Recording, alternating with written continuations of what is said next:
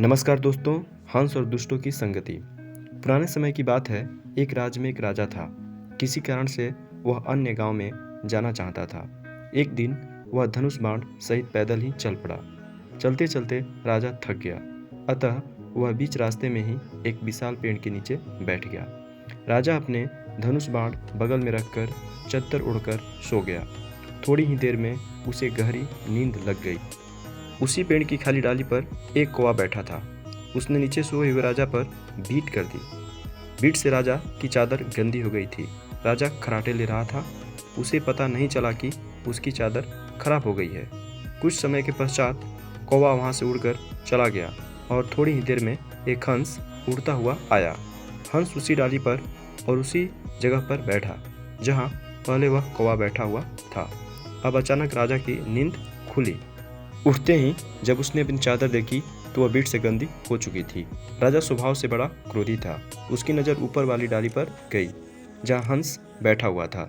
राजा ने समझा कि यह सब इसी हंस की ओछी हरकत है। इसी ने मेरी चादर गंदी की है। क्रोधी राजा ने आओ देखा न ताओ ऊपर बैठे हंस को अपना तीखा बाण चलाकर उसे घायल कर दिया।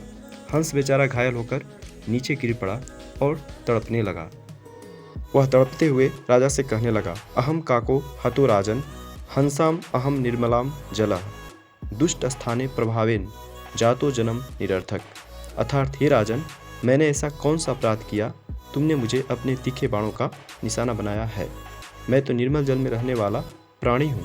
ईश्वर की कैसी लीला है। सिर्फ एक बार कौवे जैसे दुष्ट प्राणी की जगह पर बैठने मात्र से ही व्यर्थ में मेरे प्राण चले जा रहे हैं। फिर दुष्टों के साथ सदा रहने वालों का क्या हाल होता होगा। हंस ने प्राण छोड़ने से पूर्व कहा, हे राजन, दुष्टों की संगति नहीं करना, क्योंकि उनकी संगति का फल ही ऐसा ही होता है।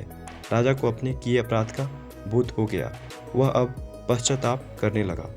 उपयुक्त प्रसंग से हमें यह शिक्षा मिलती है कि हमें दुष्टों की संगति में रहने से बचना चाहिए, क्योंकि दुष्ट प्रवृत्ति के लोगों की संगति का फल भी उनके जैसा ही होता है। साथ ही हमें किसी भी काम को करने से पहले अच्छे से सोच समझ लेना चाहिए। बिना सोचे विचारे कुछ भी काम नहीं करना चाहिए।